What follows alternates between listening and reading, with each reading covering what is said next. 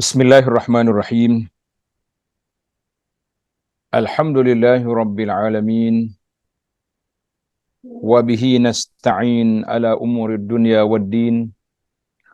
Wassalatu wassalam ala al-mab'uthi rahmatan lil alamin. Nabiyyina wa habibina wa qudwatina Muhammad ibn Abdullah wa ala alihi wa sahbihi wa man walah. Amma ba'du. Yang dihormati pengacara majlis kita malam ni, Ustaz Bembas, Al-Fadhil Ustaz Ridha dan semua warga kerja Global Ihsan, muslimin dan muslimat, para pencinta ilmu, pencinta Al-Quran dan Sunnah. Assalamualaikum warahmatullahi wabarakatuh. Wassalam. Alhamdulillah, syukur kita kepada Allah Azza wa Jalla pada hari ini 29 Safar 1445 bersamaan dengan 15 September 2023, kita dapat meneruskan agenda tadabbur ataupun pengajian tafsir dalam kitab Aisarut Tafasir. Surah yang kita pilih iaitulah surah Ali Imran. Muslimin dan muslimat, para penyinta ilmu sekalian, ayat yang kita akan baca pada kali ini bermula ayat 137 sehingga 141. Apakah tajuk ataupun isi kandungan ayat-ayat yang kita akan baca ini? Iaitulah mengembara mengambil pengajaran. Allah suruh kita mengembara, pergi tengok tempat-tempat yang bersejarah untuk diambil ibrah, pengajaran dan iktibar. Yang kedua, umat Islam jangan rasa lemah. Kalau kita dipukul hari ini, bukan makna kita terpukul selama-lamanya. Kita akan bangkit, membela agama yang suci ini, mempertahankan sunnah Nabi SAW dengan ilmu, dengan kefahaman dan makrifah yang betul, serta disebarkan ke seluruh masyarakat ilmu yang benar, ilmu yang sahih yang diambil daripada Mishkatin Nubuwah, daripada sumber dari Nabi SAW. Kemudian Allah Ta'ala sebut tentang ujian untuk tapisan. Mudah-mudahan Allah Ta'ala anugerahkan kepada kita sabat, kekuatan jiwa, kekuatan semangat untuk terus berjuang, dan kita akan melepasi ujian untuk mencapai keredaan Tuhan. Baik, muslimin dan muslimat, para jemaah sekalian, kita akan mula seperti biasa. Kita baca satu ayat, kemudian kita terjemahkan, kita baca huraian al-kalimat, syarhul kalimat, kemudian baru kita pergi kepada makna al-ayat dan mencari beberapa hidayah, petunjuk ataupun pedoman yang dapat diambil dari ayat-ayat yang kita belajar ini. Kita mula dengan ayat 137. A'udzubillahi as-sami'il 'alim minasyaitonir rajim. Qad khalat min qablikum sunanun fasiru fil ardi fanzuru kaifa kana 'aqibatul mukazzibin. Hadza bayanun lin-nasi wa hudan wa mau'izatun lil-muttaqin. Ayat 137, sesungguhnya telah berlalu sebelum kamu sunnah-sunnah. Apa makna sunan? Maknanya perjalanan-perjalanan yang telah banyak, peristiwa-peristiwa yang banyak yang telah berlaku pada umat yang terdahulu. Fasiru fil ardi, kerana itu berjalanlah kamu di muka bumi. Untuk apa? Untuk berselfie? Santai-santai aja? La. Fanzuru kaifa kana aqibatul mukazzibin. Perhatikanlah bagaimana akibat yang menimpa orang-orang yang mendustakan para rasul alaihi wassalatu wassalam. Jadi ayat ini mengajar kepada kita suatu perkara yang cukup bahaya, iaitu berjalan jangan hanya sekadar berjalan, tetapi berjalan mencari ibrah dan iktibar. Tengok syarhul kalimat. Kalimat qad khalat, yakni telah berlalu. Nabi kita ni nabi yang terakhir, rasul yang terakhir, khatamul anbiya'i wan nabiyyin. Telah berlalu beberapa nabi sebelum daripada baginda Rasulullah sallallahu alaihi wasallam. Riwayat yang ada, saya tak kata ini maklumat yang paling sahih, kita kata riwayat yang ada menyebut bilangan nabi 124,000. Kalau orang belajar kitab Jawi, dia panggil seketi 2 laksa 4,000. Siapa dia pandai istilah ni, mana dia ngaji kitab lama. Itu istilah. Orang yang ngaji pondok dia jumpa. Seketi, mana 100, 2 laksa, 24,000. 124,000. Bahasa dia. Rasul 313, ada riwayat kata 315. Khilaf situ. Maka Nabi yang terakhir daripada anbiya yang telah berlalu yang begitu banyak, Nabi kita sallallahu alaihi wasallam yang terakhir, sunanun. Apa makna sunanun? Sunanun jamak dari kata sunnah. Jamak dari kata sunnah yang artinya sirah. Sirah, perilaku, sejarah hidup, dan at-tariqah. As-sirah wat-tariqah, iaitulah jalan hidup yang dipilih oleh individu ataupun kelompok. Maka kalau kita kata sunnatullah, apa makna? Pada makhluknya adalah sistem ketentuan Allah yang berlaku ke atas segala makhluk. Dia panggil sunnatullah. Sunnatullah ni macam ambil sebab lah, punca sebab. Maknanya kalau orang derhaka, sunnatullah mereka akan binasa. Kalau orang taat, sunnatullah mereka akan dipelihara oleh Allah Azza wa Jalla. Itu dia panggil sunnatullah. Jadi kita kena ambil sunnatullah ini bahawa benda tu ada sebab musabab. Dia panggil ada sabab wal musabab. Jangan kata benda jadi gitu je. La, mesti ada sebab dengan musabab. Nak bahagia, ikut perintah Allah. Nak celaka, lawan syariat Allah. Itu je dia punya skill ataupun dia punya parameter macam mana kita nak tahu benda tu betul tak betul. Mudah kan? Dia punya skill. Itu makna sunan. Tengok nota di bawah. As-sunnatu dengan mana at-tariqah. Artinya jalan yang lurus. Tariq. Cara, metod. Dikatakan si fulan mengikut sunnah. Kita ni kadang-kadang kita cakap sama kita, orang ni sunnah ke tak sunnah? Ada tak? Kita tanya kawan-kawan kita, ustaz ni ikut sunnah ke dia? Fulan tu ikut sunnah ke tidak? Apa maksud? Artinya dia berada di atas jalan yang lurus, yang tidak menyimpang kepada jalan hawa nafsu yang menyesatkan. Mana orang ni dari sudut amalan dia ikut Nabi sallallahu alaihi wasallam, ikut para ulama salafus salih, ikut ulama yang muktabar dari kalangan imam yang besar, maka kita kata orang ni ala sunnah. Kita tak menyesatkan orang, cuma kita nak tahu siapa kita dan siapa orang yang kita nak ikut. Itu je. Jangan pula salah faham. Kalau kata kalau awak sunnah saya tak sunnah ni maknanya saya sesat. Siapa suruh cakap begitu? Kenapa sensitif sangat? Bila kita sebut kalau awak dakwah awak sunnah, hatu burhanakum, tunjukkan amalan kita. Ikut sunnah ke tidak?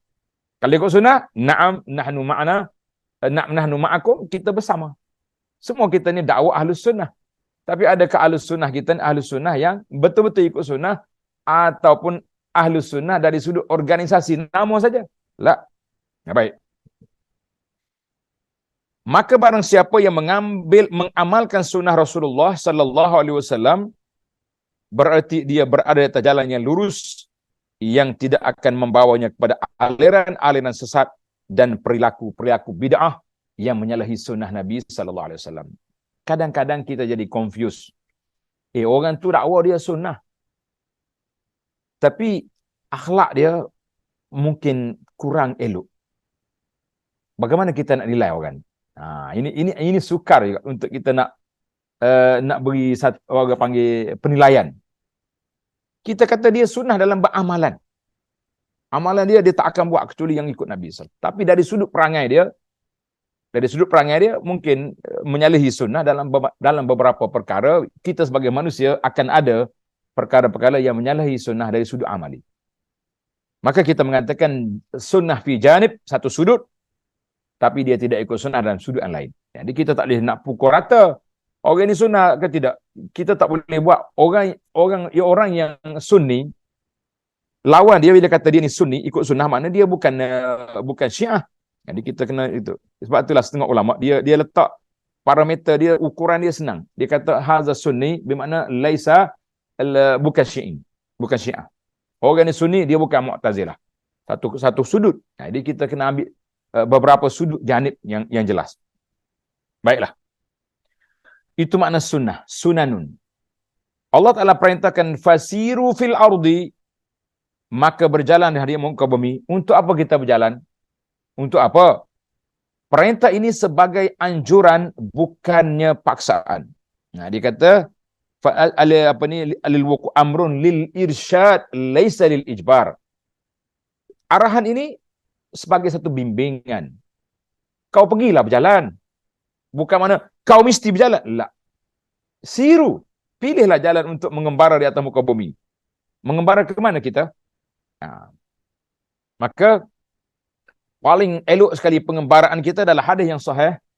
Baginda Nabi SAW mengatakan la tushaddur rihal illa ila salasati masajid. Kalau pengembaraan ibadat, jangan pergi kecuali pada 3 masjid. Masjid Mekah, Masjid Nabi SAW di Madinah, dan Masjid Aqsa. Alhamdulillah kita Masjid Mekah Madinah kita selalu pergi. Masjid Aqsa belum lagi pergi. Kerana ada beberapa sebab yang tak boleh nak elak. Jadi di antara sebabnya kita tak mahu semana dia duduk di bawah Yahudi. Ada ustaz lain kata kalau kita tak pergi, tak bayar ke fees ke Yahudi, kita tak boleh bantu orang Islam di sana. Kita kata itu wajihatun nazar. Tak apalah, masing-masing ada pandangan. Saya masih berpandangan, saya tak berani masuk Palestin kerana selagi Yahudi yang memerintah Palestin, kita tak mau bayar fees kepada Yahudi. Itu pandangan saya. Pandangan ustaz lain, dia ada pandangan lain. Masing-masing kita ada pandangan. Baik. Kalau kita pergi ke tempat-tempat yang tidak baik, macam mana pula? Tengok ni. Perintah ini sebagai anjuran, makna irsyad, bukan paksaan, agar manusia berhenti sejenak untuk merenungkan negeri-negeri yang binasa atas bangsa-bangsa terdahulu, agar mereka mendapatkan pelajaran yang berharga. Kita mengatakan kita bukanlah pergi tuju terus nak pergi tempat orang kena laknat. Tak. Tapi kita boleh pergi, mungkin kita dalam perjalanan, contohnya, kita nak pergi ke Tabuk. Dalam perjalanan Tabuk, kita akan melalui satu tempat nama dia Hijr. Al-Hijr, iaitulah diar kaum Samud, tempat kaum yang dibinasakan dengan letusan suara yang begitu dahsyat, berkelempangan mati habis pokok dia. Maka kita mengatakan kita nak tengok tempat ni. Boleh. Tapi la tushaddur rihal, janganlah semata-mata nak merangkak pergi kerana ini. Kita kata itu yang jadi masalah. Jadi kita wasatilah dalam masalah ini. Baru ni ada kawan-kawan kita tanya, dia kata ada orang pergi ke tempat kaum Samud, jadi ada orang kecam teruk sangat. Saya bagi nasihat ya. Jadi ada kawan-kawan dia macam terpijak ekor. Dia kata ustaz ni tak wasati, ustaz ni tak pandai maqasid, belajar hadis tak habis. Kita kata tak apalah, kalau ustaz dah belajar habis, saya tak habis, tak ada masalah. Tapi saya bagi nasihat supaya tidak dijanjikan agenda rutin, semua package membawa orang-orang ni pergi ke Ardul Mal'un, bumi yang dilaknat, untuk berpesta suka-suka, santai-santai. Kita kata lah, sekali-sekala kita pergi, orang-orang yang belum pernah pergi nak tengok kaum Samud, tempat yang dibinasakan, kita kata lil ibrah, untuk mengambil pengajaran, boleh kita pergi. Tapi bukanlah menjadi satu tempat rutin yang kita kena pergi berpesta di sana, berpiknik di sana. Kita kata lah, wasati, itu yang dikatakan maqasid. Jadi itulah kita kata, kita sama-sama asatidzah ni boleh tengok dari pelbagai-bagai sudut yang kita boleh bincangkan perkara-perkara yang patut dibincangkan. Baiklah. Aqibatul mukazzibin, berjalanlah aqibatul mukazzibin, akibat yang menimpa orang-orang yang mendustakan berupa bencana yang menghancurkan dan kerugian yang sangat-sangat besar seperti pernah dialami oleh kaum Ad di Yaman. wa ila adin akhahum huda, iaitulah di bawah Nabi Hud mereka lawan, ataupun kaum Samud yang menentang Nabi Allah Saleh alaihi wa ala nabiyyina salatu wassalam. Ini dia. Jadi kita kena ingat. Ini di antara perkara-perkara yang patut diperbincangkan dan diperluaskan perbincangan supaya orang faham. Baiklah. Ayat 138, hadza bayanun linnasi wa hudan wa mau'izatul lil muttaqin. Al-Quran ini adalah penerang bagi seluruh manusia dan petunjuk serta pelajaran bagi orang-orang yang bertakwa. Tengok Allah kata apa? Hadza bayanul linnas. Semua yang disebutkan dalam ayat-ayat Allah ini dalam Quran merupakan keterangan yang jelas bagi umat manusia agar mereka boleh membezakan secara jelas mana petunjuk hidayah dan mana kesesatan serta segala akibat dari keduanya. Apakah mereka akan bahagia ataupun gagal dalam kehidupan, wal iyaz billah. Jadi dua-dua ni kita kena faham, kena tahu.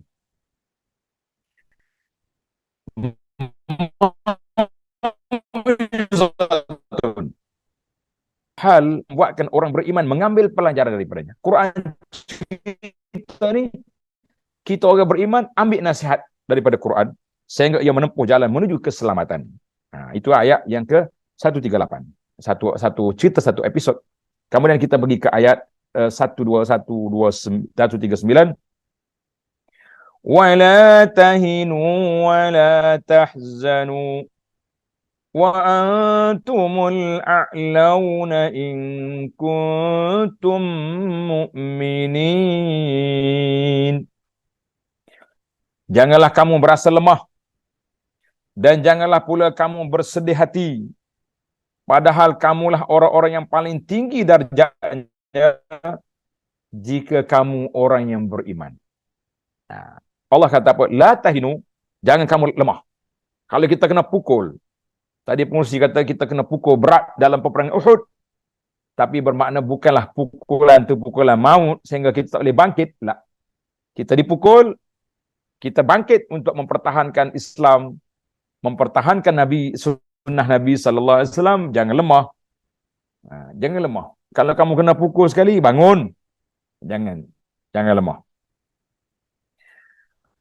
Kemudian ayat 140, in yamsaskum qarhun faqad massal qauma qarhun mithluh wa tilkal ayyamu nudawiluha bainan nas wa liya'lama Allahu alladhina amanu wa yattakhidha minkum syuhada wallahu la yuhibbul zalimin. Jika kamu pada perang Uhud mendapat luka. Kenapa tak luka? 70 syahid. Orang-orang yang besar yang mati syahid, Allah Ta'ala lah angkat darjat mereka. Maka sesungguhnya kaum kafir itu pun pada perang Badar mendapat luka yang serupa. Mereka bangkit, lawan. Kenapa kita tak mau bangkit? Allahu Akbar. Dan masa kejayaan kehancuran itu, kami pergilirkan di antara manusia agar mereka mendapat pelajaran.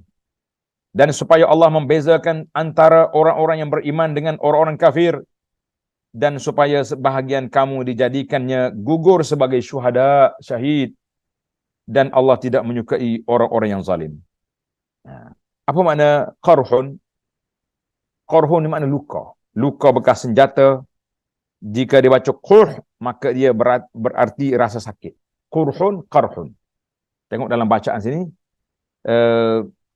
Yamsaskum qarhun. Kalau kata qarhun luka, kalau qurhun sakit. Al-ayyam. Apa makna ayyam? Dalam bentuk jamak. Kata yaum, hari. Iaitulah ayyam tu dia panggil siang.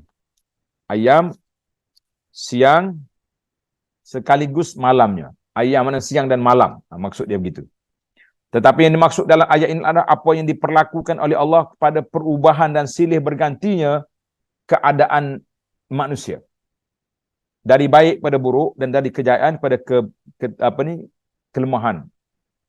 Mana ada katanya kita lemah, kuat, kuat, lemah, itu dia panggil tilkal ayyam. Hari itu bertukar.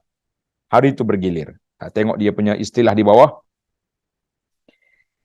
Nudawiluha bainan nas. Maknanya kita gilir di antara manusia. Kami pergilirkan di antara manusia keadaan-keadaan seperti gembira dan susah, sehat dan sakit, kaya dan miskin, menang dan kalah, dalam arti kata daulah adalah berbalik, seperti kata penyair, yaumun lana wa yaumun alaina. Hari ini kita menang, besok mungkin kita kalah. Wa yaumun nusa'u wa yaumun nusar. Hari ini kita susah, mungkin satu hari kita senang. Maknanya hari ini orang panggil silih berganti, bertukar ganti. Nah, kemudian dia panggil syuhada. Wa yattakhidha minkum syuhada. Syuhada bentuk jamak. Syuhada itu kalimah jamak, plural, dari kata syahid. Syahid, iaitulah orang yang terbunuh pada jalan Allah. Sedangkan kata syahid artinya orang yang menjadi saksi ke atas orang lain. Maknanya kalau kata orang mati syahid, makna orang yang masuk peperangan kerana Allah Ta'ala, berperang untuk menegakkan agama Allah, dia mati dalam peperangan. Itu dia panggil syuhada. Habis kalau orang ni tak mati, luka je, sebulan, 4-5 bulan lagi mau mati, tak jadi syahid. Itu beza. Itu perbezaan. Tengok dia panggil, dia nota 213 di bawah. Orang yang terbunuh pada jalan Allah dinamakan sebagai syahid, orang yang disaksikan kerana ia hadir di syurga, nanti ia disaksi di sana. Kata Nabi SAW, perintahkan orang mati syahid ini dikebumikan dengan jasadnya, dengan luka-lukanya, tidak dibasuh, tidak dimandikan, dan dikafankan dengan kain yang cari kain yang kena darah-darah itu dikafankan sekali. Tidak dimandi dan tidak disolatkan. Dikebumikan demikian sebab apa? Nanti di akhirat esok dia bangkit dengan darah-darahnya, warna-warna darah, bau kasturi. Nah, lebih kurang juga dengan orang yang mati dalam suasana haji. Dia mati dalam keadaan ihram, dia mati dalam suasana ihram, apa jadi? Bila dia bangkit, yub'atsu yaumal qiyamati mulabbiya. Dia bangkit dalam keadaan bertalbiyah, Allah labbaik Allahumma labbaik, labbaik la syarika lak. Jadi orang yang mati syahid sama juga. Keluar dengan darah-darahnya, baunya kasturi, warna-warna darah. Allahu Akbar. Nah, ini. Kemudian ayat yang terakhir, وَلِيُمَحِّصَ اللَّهُ الَّذِينَ آمَنُوا وَيَمْحَقَ الْكَافِرِينَ. Dan agar Allah membersihkan orang-orang yang beriman dari dosa mereka dan membinasakan orang-orang kafir. Liyumahhisa, tengok kalimah. Liyumahhisa, agar Allah bersihkan orang-orang yang beriman dari kotoran perilaku menyimpang dan bahaya perbuatan dosa. Allah bersihkan dia. Wa yamhaqa, dan Allah menghapus dan menghilangkan sisa-sisa kekafiran dan pengaruh orang-orang kafir. Apa dia pengaruh orang kafir? Tengok nota di bawah, kata Imam Ibnu Katsir rahimahullah menjelaskan tentang ayat ini bahawa orang-orang kafir apabila mereka beroleh kemenangan, maka mereka berbuat melampaui batas dan sombong. Dan hal itu akan berakibat kepada kehancuran dan kebinasaan mereka. Dia akan hancur. Allah Ta'ala akan hilangkan daulah mereka sebab sombong. Siapa saja atas dunia yang sombong, mereka akan kehilangan negara, akan kehilangan daulah, kehilangan kekuasaan. Kita orang Islam bersifat tawaduk, jangan coba sombong, sebab orang yang sombong mereka akan kecundang, mereka akan dihapuskan oleh Allah Azza wa Jalla. Baiklah para jemaah sekalian, alhamdulillah tamatlah kita perbincangan tentang terjemahan ayat dan makna kalimat yang terdapat dalam ayat-ayat yang kita baca ini.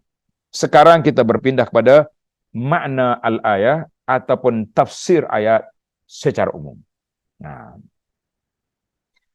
setelah peristiwa kekalahan yang menimpa orang-orang yang beriman disebabkan oleh ketidaksabaran dan ketidakpatuhan mereka kepada ketua pemimpin mereka, di mana dalam peperangan Uhud, Abdullah bin Jubair yang diperintahkan oleh Nabi supaya jaga pemanah tak hirau, mereka akhirnya terbunuh, gugur syahid di sana. Allahu Akbar. Maka Allah Ta'ala menyebutkan peristiwa-peristiwa itu dengan disertai pemahaman yang mendalam atasnya, agar peristiwa ini tetap menjadi petunjuk dan pelajaran bagi orang-orang yang beriman, yang bertakwa, sebagaimana firman Allah Ta'ala, qad khalat min qablikum sunanun fasiru. Sunanun fasiru. Artinya telah berlalu sebelum kamu sunnah-sunnah Allah, ketetapan Allah Azza wa Jalla, kerana itu berjalanlah kamu. Kata di para ulama tadabbur, ay bi aqdamikum wa bi afhamikum wa uqulikum. Berjalan itu dengan mana? Dengan mana? Dengan kaki, dengan akal pemikiran, dan juga dengan kepahaman hati kita. Ini kita sebab itulah kita kata berjalan ni sama ada jalan fizikal atau berjalan maknawi. Fizikal kita pergi sungguh tengok tempat tu. Atau kita pergi dengan ilmu. Kita dengar ceramah, dengan cerita, dengan hikayat, ataupun kita tengok video-video. Sekarang ni semua orang buat konten video.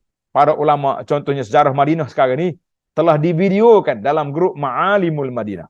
Mereka buat jejak satu-satu. Tempat peperangan, tempat berlakunya. Ada orang yang jejak secara ilmiah, mencari tempat yang sahih.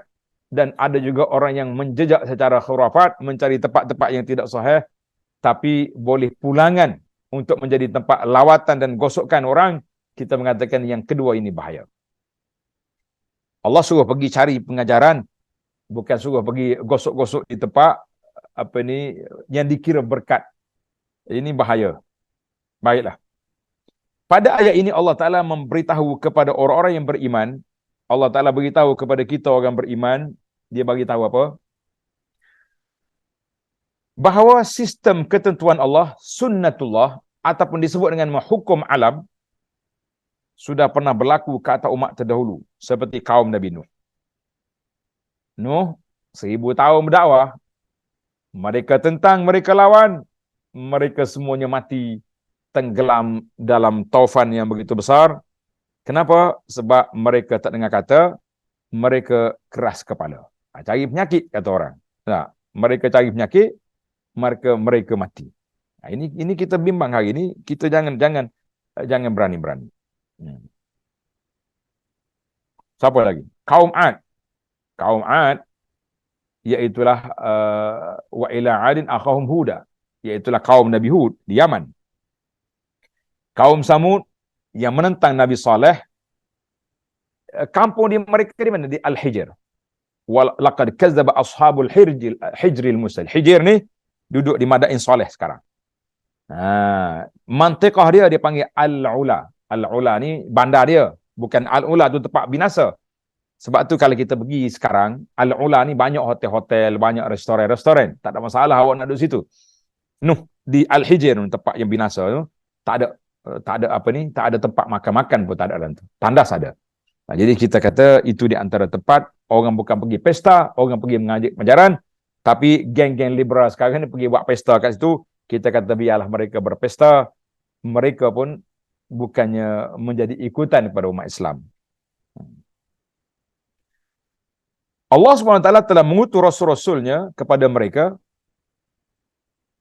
tetapi mereka mendustakan para rasul itu.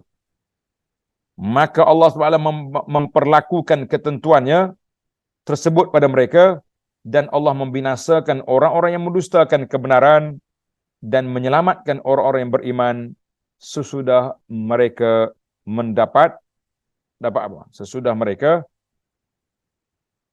membinasakan orang dusta, benar, dan menyelamatkan orang yang beriman sesudah mereka mendapatkan gangguan dan menyakitkan dari kaum yang mendustakan kebenaran. Mana orang beriman bila diganggu, dikacau, diganggu juga oleh pihak kafir, akhirnya Allah beri kemenangan kepada mereka. Al-aqibatu lil muttaqin, akibat akhir pekerjaan Allah Ta'ala beri kepada orang yang bertakwa. Alhamdulillah.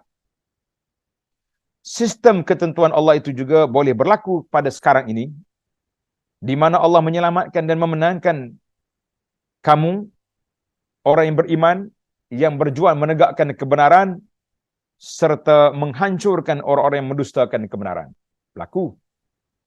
Yang menjadi musuh-musuh kamu. Kerana itu, cobalah kamu lihat akibat dari pengingkaran mereka.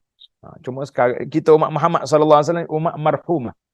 Dia panggil umat Nabi ni ummatun marhumatun, iaitulah umat yang dirahmati oleh Allah Azza wa Jalla. Nah, bila kata umat marhumah, maknanya apa ni? Yang dirahmati. Maknanya tidak dibinasakan seluruhnya macam orang dulu. Lain. Kalau orang dulu kalau binasa sengotilah. Nah, tapi umat Muhammad sallallahu alaihi wasallam dibinasakan secara apa ni? Secara apa? Secara kecil-kecilan. Kalau kita tengok sekarang ni berlaku gempa bumi. Berapa ribu orang mati. Tapi bukan satu negara tu mati. Berlaku tsunami. Berapa juzuk orang mati. Bukan seluruhnya mati. Berbeza dengan umat dulu. Umat Nabi Nuh total lockdown. Lost, mati semua sekali. Kaum Lut mati semua sekali. Itu berbeza. Jadi kita umat Muhammad ni jangan nak suruh orang mati semua lah. Bila orang menentang Islam, kita nak suruh mati semua. Itu cerita drama tanah kubur nama dia macam tu. Cerita apa ni, drama tanah kubur ni drama khurafat. Kalau orang klien kita nak suruh mayat dia jadi busuk, kubur dia ada ular tunggu dalam tu, apa ni, kobra ada tunggu. Kita kata itu bukan cara umat Muhammad sallallahu alaihi wasallam, ummatan marhumah, bukan cara itu. Allahu akbar. Baiklah, selanjutnya Allah mengingatkan bahawa apa yang disebutkannya dalam ayat-ayat ini berfungsi sebagai penerangan bagi umat manusia agar mereka dapat mencari perbezaan yang benar dan yang salah. Kita siasat tengok mana yang betul, mana yang salah. Kita jangan letak diri kita ni sentiasa betul. Barulah kita nak cari kebenaran. Tapi kalau kita blok, aku je betul, orang lain salah, kita tak akan dengar hujah orang lain. Ini jadi problem kita sekarang. Jadi yang kita naknya, kita letak kita ni mungkin betul, mungkin salah. Tapi bila kita belajar, apa yang betul, kita kata betul, kita amalkan. Tapi kita tak boleh nak blok, kita je betul. Boleh jadi pemahaman kita salah. Sebagai yang maksud daripada kata-kata Imam Syafi'i, ra'yi sawab yahtamilul khata'. Pandangan aku betul tapi mungkin salah. Pandangan orang lain salah mungkin betul. Kita kena letak di situ. Ada sebuah buku yang saya usahakan, baru je keluar buku ni, nama dia Islam adalah cara hidup. Islam adalah cara hidup. Jadi buku ni kita cerita tentang khilaf-khilaf, tentang belapan dada, tentang macam-macam perkara. Saya syorkan dapatkan buku ini, nama dia Islam adalah cara hidup. Menarik, baru je keluar, baru 2 minggu ni lah kita kata keluar, alhamdulillah. Baik. Kita kena tengok antara benar dan salah, antara petunjuk dan sesat, juga sebagai petunjuk bagi mereka menuju jalan keselamatan dan sebagai bahan pelajaran bagi orang-orang yang bertakwa, kerana mereka telah memiliki potensi keimanan dan ketakwaan untuk mencari pelajaran yang terbaik. Sehingga mereka taat kepada Allah dan Rasulnya yang akan membawa mereka kepada keselamatan dan kebahagiaan hidup. Begitulah penjelasan ayat kandungan ayat 137 dan 138. Adapun kandungan ayat 139 wala tahinu dan ayat 140 in yamsaskum qarhun berisi ungkapan tentang apa dia, takziah. Dia panggil takziah. Takziah ni dalam bahasa kita sekarang, bahasa orang sekarang dipanggil balas sungkawa. Balas sungkawa itu panggil takziah. Dalam bahasa Arab kata takziah. Kita kena belajar juga bahasa-bahasa baru ni tak? Balas sungkawa lah berapa benda. Tapi kita kena belajar juga bahasa kita asli, nama dia takziah. Jangan tukar takziah dengan tazkiyah. Tazkiyah lain. Tazkiyah itu surat sokongan. Kalau takziah tu barulah dia panggil ucapan kesedihan. Ayat 139-40 ni berisi ungkapan takziah dari Allah Ta'ala kepada orang-orang yang beriman atas musibah yang menimpa mereka pada peperangan Uhud. Dalam hal ini, Allah berfirman dengan isinya, wala tahinu wala tahzanu. Janganlah kamu menjadi lemah lalu meninggalkan jihad dan aman. Dan janganlah kalian bersedih atas kepergian terbunuhnya sahabat-sahabat kamu, kerana pada hakikatnya kamu lebih unggul, yakni lebih kuat, yakni kamu menang atas musuh-musuh kamu pada waktu yang lalu dan pada waktu yang akan datang insya-Allah. Mana sekali kita tewas, bukan bermakna selama-lamanya tewas. Tidak. Jadi kita kena belajar, sekali tewas bukan makna selama-lamanya tewas. Allahu Akbar. Dengan syarat, tengok syarat, nak menang semula, nak, tapi dengan syarat, kamu beriman dan bertakwa. Ketahuilah, jika kamu terkena musibah dengan luka-luka atau kematian, hal itu janganlah membuat kamu menjadi hina dan menghalangi kamu untuk meneruskan tugas jihad seterusnya. Kan? Sebab musuh kamu juga mengalami nasib yang sama. Ketika perang Badar, mereka gugur 70 orang mati, 70 orang lagi ditangkap. Peperangan adalah kemenangan dan kekalahan yang selalu bergilir. Pada suatu saat kemenangan berada dari pihak kamu, dan pada saat lain kekalahan menimpa kamu. Itulah sunnatullah dalam kehidupan. Satu kisah ini menarik. Sewaktu Nabi SAW menghantar surat ke Herakla. Herakla ni Hercules, maharaja Raja Rom yang berada di Syam. Jadi bila dapat surat, dia nak kenal siapa Muhammad sallallahu alaihi wasallam. Dia pun siasat. Dia tanya pedagang-pedagang yang mari ke Syam, siapakah rombongan datang dari Mekah? Ada tak? Ada tak? Kalau ada, bawa ke sini, menghadap. Bila dibawa, maka ditanya, siapa di kalangan kamu orang yang paling rapat dengan Muhammad sallallahu alaihi wasallam? Abu Sufyan kata, ana. Herakla kata, inni sa'ilukum. Aku akan tanya kamu. Rombongan delegasi yang ada hari ini, kalau dia jawab betul, kamu kata betul. Kalau dia kelentong, kamu kata dia bohong. Herakla bagi amaran pada Abu Sufyan. Cakap betul. Maka dia bertanya. Dia tanya tentang sifat Nabi. Dia tanya tentang keturunan Nabi. Dia tanya tentang perjuangan Nabi. Abu Sufyan cakap betul belaka. Dia tak berapa, dia tak mampu nak kelentong sebab dalam delegasi perdagangan mungkin ada keluarga Nabi. Mungkin ada orang-orang yang bersimpati dengan Nabi sallallahu alaihi wasallam. Dan orang Arab ni walaupun dia jahiliah, dia tak mahu bohong. Yang masalah kita sekarang ni, walaupun kita mengaku Islam, tapi bab bohong tinggi juga dia punya darjat. Ini yang kita bimbang sekarang ni. Saya takut jadi satu fenomena dalam masyarakat. Bohong satu fenomena. Jahiliah pun tak banyak berbohong. Walaupun dia jahat, tapi dalam perangai lain. Tapi jalan jahiliah dia tak kacau.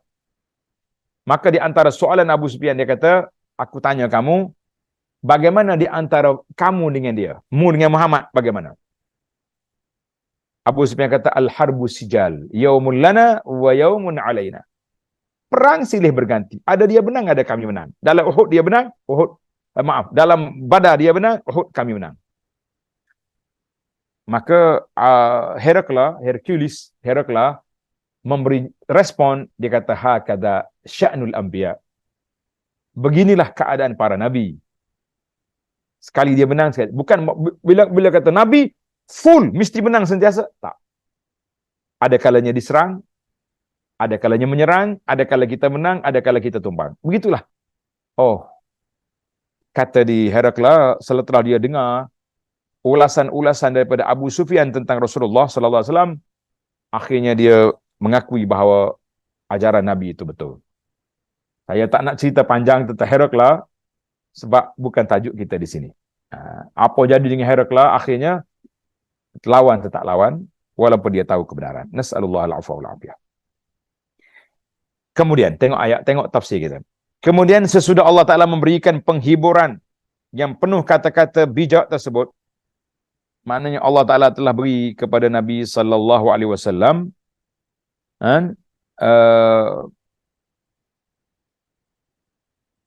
supaya Nabi kita bertenang, orang-orang beriman bertenang. Selanjutnya Allah Ta'ala menyebutkan faktor. Dia panggil menyatakan sebab terjadinya peristiwa yang cukup menyedihkan itu, serta rahsia yang ada di sebaliknya, ialah watilkal ayyamu nudawiluha bainan nas. Kami gilirkan di antara manusia agar mereka mendapat pelajaran dan pengajaran. Hari ini kamu menang, sekali lagi kamu kalah. Kita belajar. Waktu kita kalah, kita belajar daripada kemenangan. Waktu kita menang, kita belajar daripada kekalahan. Begitulah keadaan. Yakni agar dengan peristiwa yang menyakitkan itu nampak jelas keimanan orang-orang yang beriman, dan memang begitulah realitinya. Orang-orang munafik kembali pulang dengan pemimpin mereka. Siapa dia? Abdullah bin Ubay bin Salul. Ini cerita dalam peperangan Uhud. Nabi SAW bila nak pergi ke Uhud, dia berhenti di satu tempat, nama dia Ajimmatis Syaikhaini. Kalau tuan-tuan tengok dalam buku yang saya usahakan tu, nama dia Madinah Munawwarah. Kelebihan dan sejarah. Ni dalam buku Madinah ni, Madinah Munawwarah, kelebihan dan sejarah. Buku ni saya cerita tentang Uhud, lokasi-lokasinya dan sedikit daripada hikmah di sebalik peristiwa yang terjadi. Jadi ini penting. Maka bila sampai tengah jalan, tentera ada 1,000 ya, semua sekali. Ibnu Ubay bin Salul, bapa munafik, lari balik 300 orang. Apa nak buat? Sementara orang-orang yang beriman meneruskan perjalanan mereka masuki medan peperangan, maka demikian nampaklah keimanan mereka. Tinggal 700 je. Selain itu, dengan kejadian ini, Allah menetapkan sebahagian orang-orang yang beriman sebagai syuhada yang berjumlah 70 orang. 4 orang dari antaranya berasal daripada Mekah, kaum Muhajirin. Yang paling mulia di antara mereka, Sayyidina Hamzah bin Abdul Muttalib, pak saudara Nabi. Asadullah. Dan juga Mus'ab bin Umair, guru yang pertama dihantar oleh Nabi SAW ke Madinah untuk mengajar orang-orang Madinah. Dan juga Abdullah bin Jahsy, ketua perang di atas bukit, sepupu Nabi, anak makcik dia. Dan juga Utsman bin Syammas. Utsman bin Syammas. 4 orang ini Muhajirin, yang lain Ansar. Allahu Akbar. Radhiyallahu anhum. Allah Ta'ala redha kepada mereka. Allah Ta'ala qabul mereka sebagai syuhada yang begitu besar di sisi Allah Azza wa Jalla kedudukan mereka. Sementara yang lain berasal dari kaum Ansar radhiyallahu anhum. Para jemaah sekalian, pelajaran pada perang Uhud ini sangat bermanfaat bagi orang-orang yang beriman pada waktu-waktu setelah itu, yaitu mereka patuh pada Nabi SAW. Kerana itu kemenangan demi kemenangan akan boleh mereka raih, sehingga mereka mampu menjatuhkan kekuatan kaum kafir dan pengaruh-pengaruhnya, serta menjauhkannya dari bumi Jaziratul Arab. Tengok nota di bawah kata, dan meluas sampai keluar Jazirah Arab, semenanjung tanah Arab. Penaklukan yang dihasilkan oleh para sahabat radhiyallahu anhum ke wilayah timur dan barat, yang tak dapat ditandingi oleh generasi yang akan datang sesudah mereka. Ini merupakan realiti dari janji Allah kepada mereka dalam arahnya, wa antumul a'launa in kuntum mu'minin. Kamu yang tinggi kalau benar-benar kamu beriman. Yani yakinlah, dan kalianlah yang menang dan berjaya di atas muka bumi ini. Alhamdulillah. Tempat yang paling luas sekali mendapat kemenangan zaman Sayyidina Umar bin Khattab. Banyak negara-negara yang jatuh, Rom, Parsi, semuanya jatuh pada zaman dia. Kemudian disambung tugas oleh kerajaan Amawiyah, Abbasiyah, Utsmaniyah sampai ke Eropah. Kita mengatakan itu adalah jasa-jasa yang berikutnya. Kita kata alhamdulillah. Baik para pelajar, para jemaah sekalian, pencinta ilmu sekalian, sebagai kesimpulan, hidayatul ayat, hidayah daripada ayat yang kita belajar ini apa dia? Yang pertama, akibat orang-orang yang mendustakan dakwah kepada kebenaran adalah kerugian dan kebinasaan yang besar. Kalau kita nak selamat, jangan masuk dalam kumpulan yang bahaya ini. Yang kedua, pada ayat-ayat Al-Quran terdapat petunjuk dan nasihat-nasihat yang baik bagi orang yang memiliki keimanan dan ketakwaan. 3, Orang-orang yang beriman, mereka lah orang-orang yang paling tinggi darjatnya di dunia dan di akhirat. Allahumma ja'alna minhum ya Rabb. Ya Allah, jadikan kami di kalangan mereka dan bangkitlah kami bersama dengan mereka. Para syuhada, anbiya, siddiqin, wassalihin, ya Rabbal alamin. Yang keempat, kehidupan selalu silih berganti. Kerana itu orang beriman mesti menghadapi segalanya, ketika menang syukur, ketika kalah sabar. Tak boleh kita ambil syukur sentiasa, sebab kalau kita kalah, kita kena sabar. Alhamdulillah ala kulli hal, wa fi kulli hal. Wa na'udzubillahi min hali ahli nar. Kemudian yang kelima, ujian dan musibah dalam proses untuk tamhis, membersihkan, memilih siapakah manusia yang terbaik, dan untuk menjatuhkan kehidupan orang-orang yang lemah imannya dan yang tidak sabar di atas ujian Allah Azza wa Jalla. Kita yang sedap bercakap ni sebelum diuji. Kalau kita diuji oleh Allah Ta'ala, kita pun tak tahu adakah kita lulus ataupun tidak. Kita berdoa kepada Allah SWT supaya Allah Ta'ala sabatkan kita di atas sunnah. Pahit maung dalam perjuangan ini mesti diteruskan. Waktu kita dapat kemenangan, dapat liputan, dapat apa saja penyebaran yang baik, kita kata Alhamdulillah. Waktu kita disekat, ditentang, dicincang, kita kata nas'alullah al-afwa wal-afiyah. Kita hanya minta dengan Allah Azza wa Jalla pertolongan dan juga bantuan al-ma'unah daripada Allah Azza wa Jalla. Alhamdulillah, para jemaah sekalian, tamatlah pelajaran kita pada ayat yang kita baca ini, iaitulah ayat 137 sehingga 141. InsyaAllah kita akan sambung lagi dalam siri akan datang 142 sehingga 145.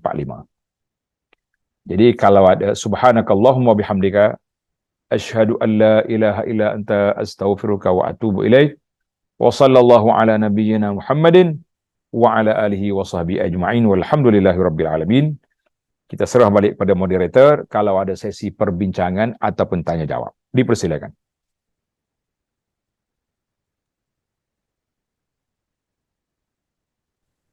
Alhamdulillah, Alhamdulillah. Jazakumullah khair, jazakallah khair. Barakallahu fiq pada ayahanda guru yang sangat saya kasihi. Terima kasih atas pencerahan dan dapatan daripada kajian tadabbur pada malam ini dari tafsir Al-Aisar. Masya Allah, Masya Allah. Banyak dapatan yang saya dapat pada malam ini.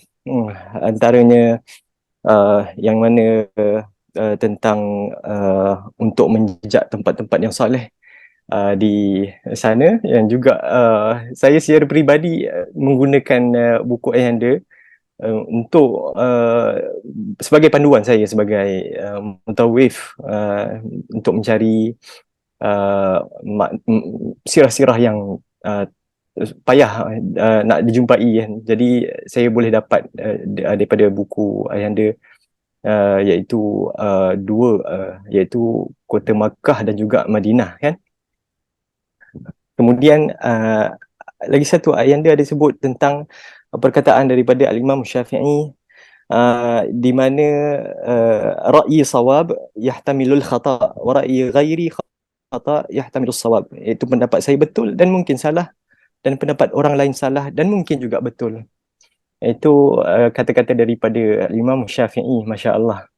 Kemudian betapa ayahanda membawa kita menyoroti tentang kisah Uhud yang ada diceritakan sedikit pada awal ayat yang ke 122, yang mana tentang kegelinciran daripada kaum muslimin yang dihasut oleh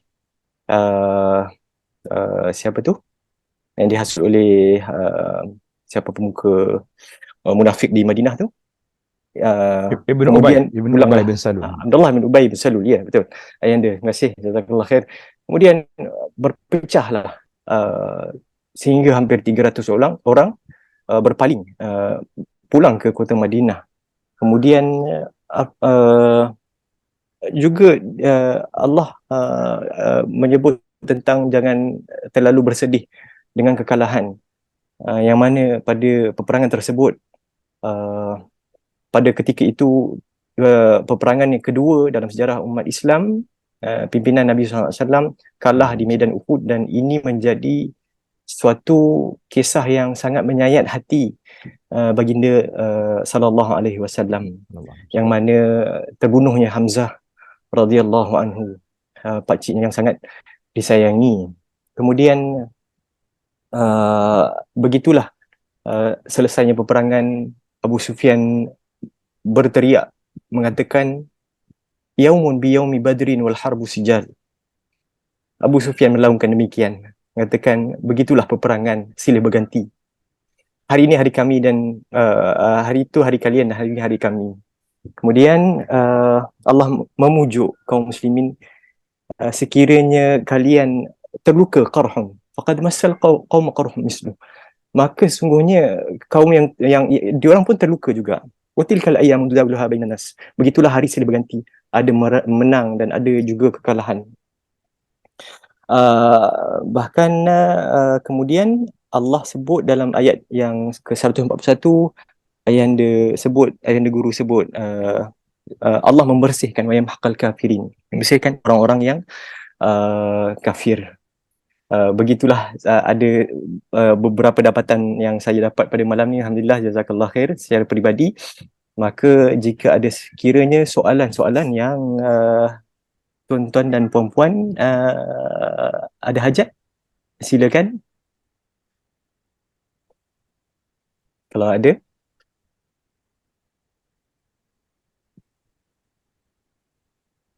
Jelas tu. Alhamdulillah. Kita ada ya? Okey, baik. Itu sahaja untuk malam ini. Saya bagi pihak Global Ihsan, saya mengucapkan jazakallahu khairal jaza. Mudah-mudahan Allah memberkati majlis ilmu dan memberikan kebaikan pada ayahanda guru yang saya kasihi. Dan mudah-mudahan saudari-saudari sekalian, kita mendapat manfaat dan ibrah daripada tadabbur pada malam ini. Dan saya menutup majlis ini dengan tasbih kafarah dan suratul Asr. Subhanakallahumma wa bihamdika asyhadu an la ilaha illa anta astaghfiruka wa atubu ilaik. Wa barakallahu fikum wa jazakumullahu khaira. Wassalamualaikum warahmatullahi wabarakatuh.